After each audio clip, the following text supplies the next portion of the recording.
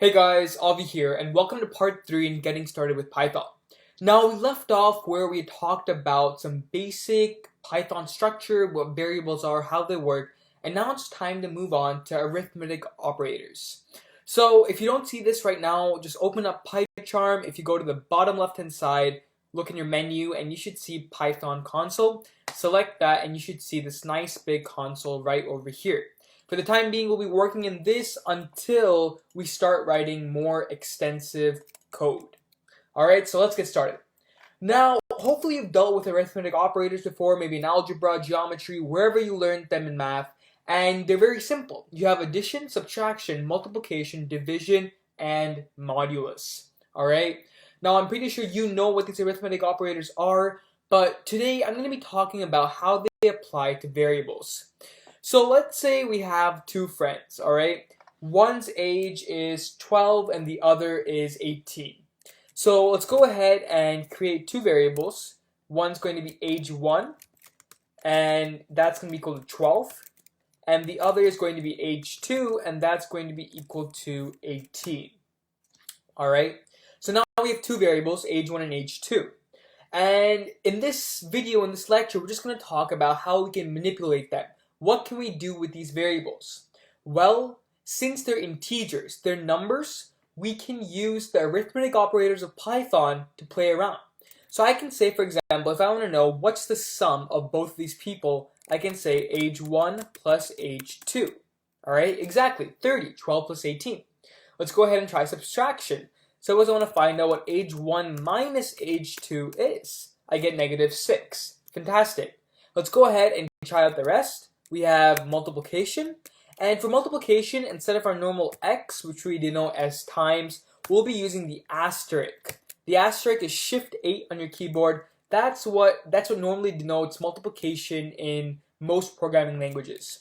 So age 1 into age 2, that gets us 216. Let's go ahead and say age 1 divided by age 2. That gives us 0.66, and again, the divided is the forward slash. And then we're going to talk about modulus. So modulus is basically a function that gives you the remainder. For example, we did age 1 divided by age 2 over here, and we got a decimal, right? If we don't want the exact answer and instead we want the remainder, we can use the modulus. So let's try it out. Let's go ahead and say age 2% age 1. Again, using the percent sign, we get 6. And if we try age 1% age 2, we get 12. Alright? So that's basically the remainder. If you divide age 2 by age 1, what's the remainder? 6. And if you divide age 1 by age 2, what's the remainder? 12. It's by itself. Alright, now that we've finished talking about arithmetic operators, let's go ahead and move on to strings. Now, we've dealt with strings before. We know what sentence is, how to create them, the print hello world. Those quotation marks, the content inside those quotation marks are strings, okay? So let's go ahead and say sentence 1 is equal to, today was a beautiful day, okay? A very simple sentence, can be anything you want, and that's it. So what we have here is sent1 is a string. That's its data type.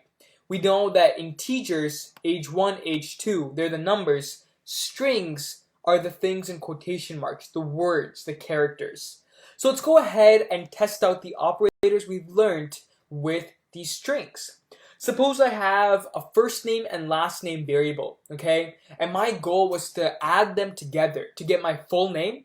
Let's go ahead and try that out in Python. Well, first we need our first name variable. First name is equal to Avi or Avinash, and then we need our last name variable. Last name is equal to Jane. Alright?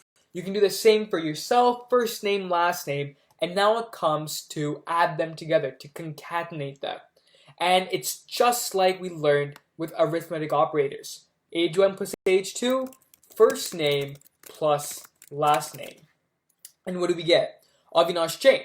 Except there's no gap, and honestly, if there is no gap, it looks very crude.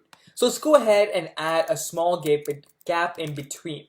We can do this multiple ways, but an easy way is just to say first name plus a space plus the last name. And that gives us a gap between Avinash and Jane. Alright? So just like we could add integers, add these numbers up over here, you can add strings the exact same way. Now, I'm pretty sure you're wondering, well, can you subtract them? No, you can't. I'm sorry. You can try first name minus last name, and we get an error. You can't subtract a string and a string, because that doesn't make sense. However, what you can do is multiply a string with an integer. Suppose I wanted to list out hi 10 times, alright? I have my string hi, and I'd like to list this out 10 times. Let's go ahead and say hi into 10, and we get hi 10 times. That's how you can use our strings with the arithmetic operators that we've learned. Now, hopefully you can think about it. Division doesn't work with strings, and modulus doesn't work either.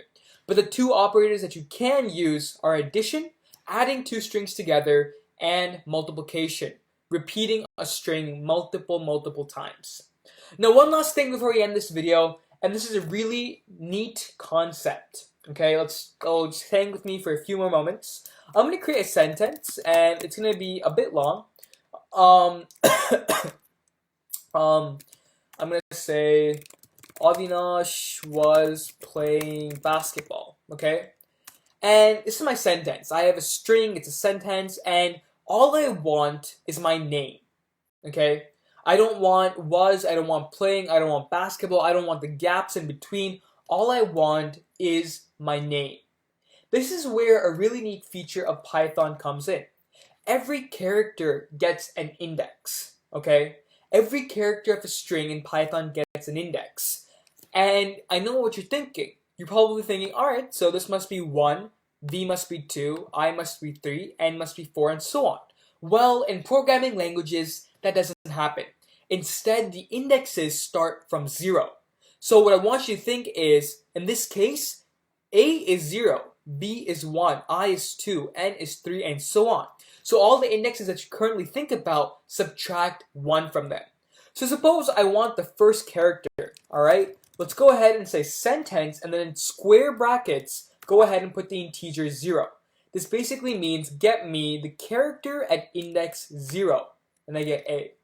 Alright? What we're doing here is we're doing a function known as splicing. We're taking our string and we're getting a specific segment of it, splicing our string.